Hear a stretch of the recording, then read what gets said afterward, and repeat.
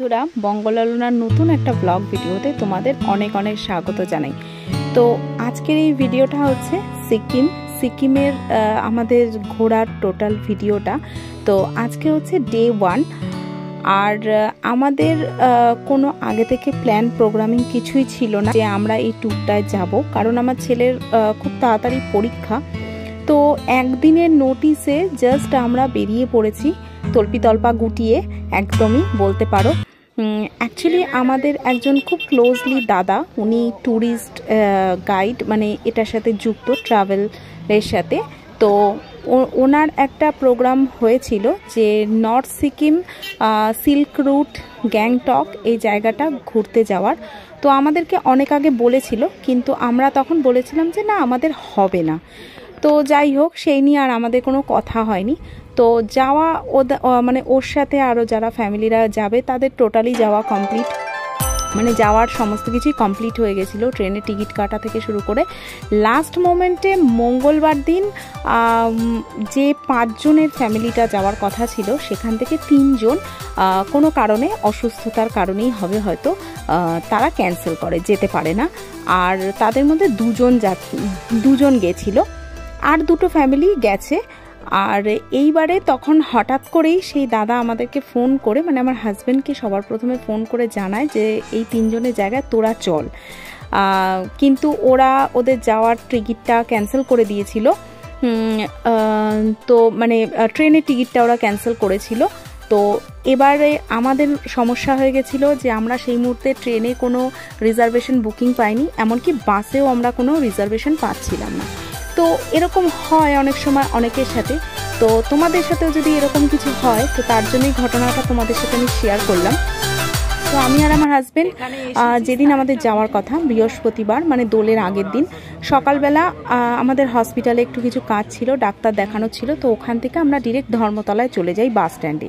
তো ওখান থেকে এসি বাসও ছাড়ে, আবার সরকারি বাসও ছাড়ে। তো আমরা এসি বাসেও খোঁজ নিয়েছিলাম, ওখানে কোনো সিট অ্যাভেলেবেল ছিল না।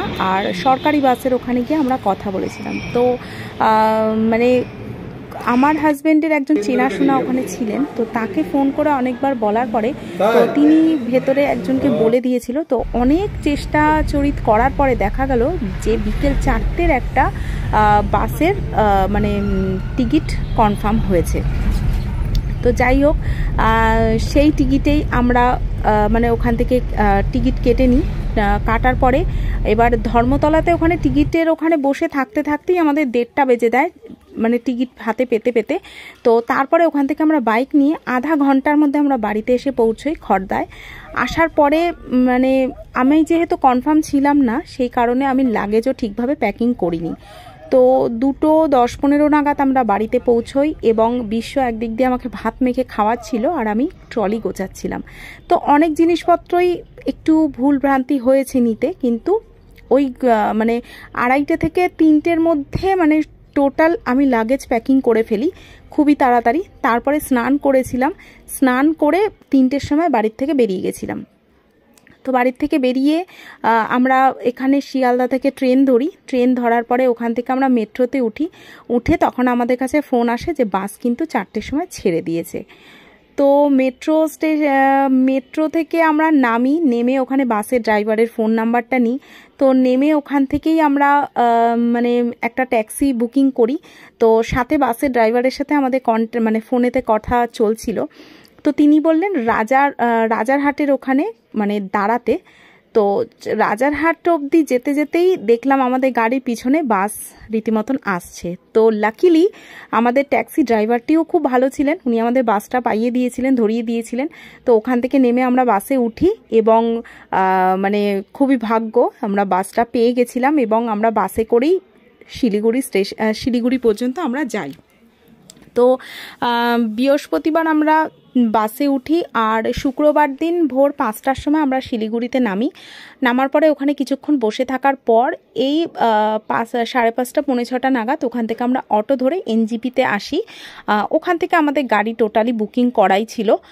তো এনজিপিতে এসে ওখানে আমরা গাড়িতে মানে উঠে ওরাও আরও যারা ট্রেনে এসেছে তারাও আসলো। আসার পরে সবাই একসাথে আমরা গাড়িতে উঠি। এবং ওখান থেকে আমাদের গাড়ি ছেড়ে দেয়। তারপরেই আমরা সিকিমের দিকে মানে উদ্দেশ্যে রওনা হই। আর তারপরে সেখান থেকে আমরা যাব, প্রথম দিন আমাদের যাওয়ার কথা ছিল মানখিম। তো মানখিম 8,000 ফিট মানে 8,000 ফিট ওপরে ছিল, অনেকটাই ওপরে। তো ওখানে যাওয়ার পথে সকালবেলা 8:30 নাগাদ একটা বড় বেশ ওখানকার রেস্টুরেন্টে আমরা সকালে ব্রেকফাস্টটা সারি। ব্রেকফাস্ট কমপ্লিট করে তারপর ওখান থেকে আবার আমাদের যাত্রা স্টার্ট হয়।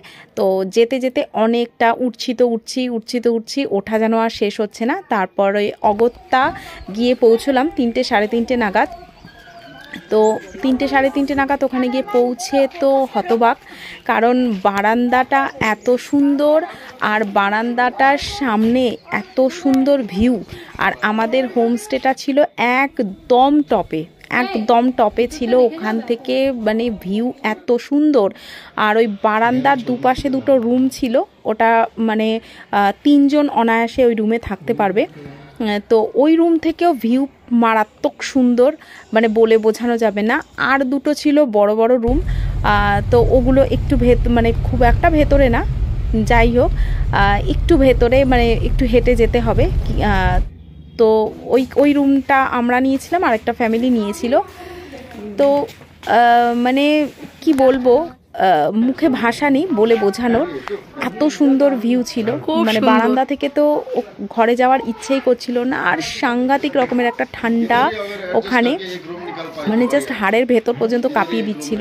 তো 3টে সাড়ে 3টে নাগাদ ওখানে পৌঁছে সবার আগে আমরা 3:30 পৌনে 4টের সময় আগে আমরা খাওয়া দাওয়াটা শেষ করলাম। খাওয়া দাওয়ায় ছিল গরম ভাত, ডাল, আলুর চোখা, আর ডিমের কারি ছিল, স্যালাড ছিল, পাঁপড় ছিল।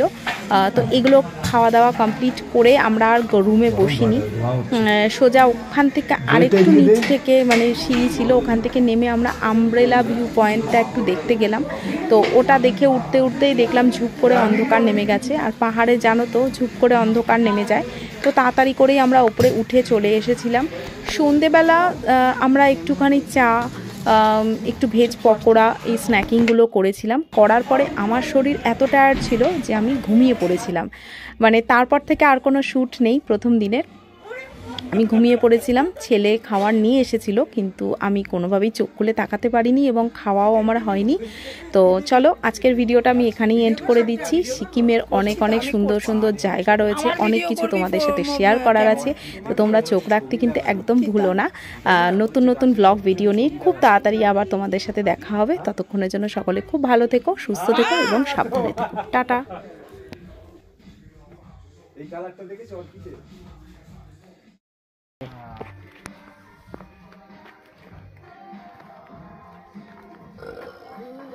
এগুলো অর্চিড, বুঝলে তো?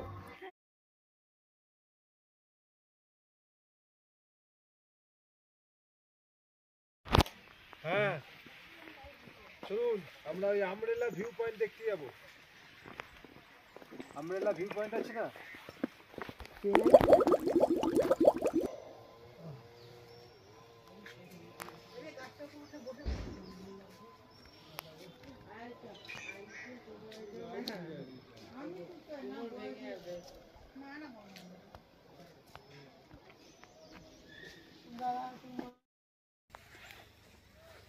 আমাদের কি এইটা রাস্তা ছিল?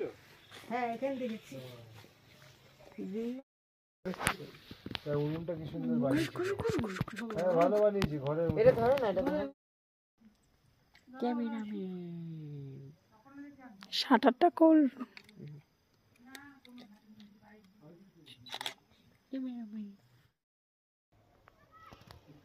গাড়ি যাচ্ছে।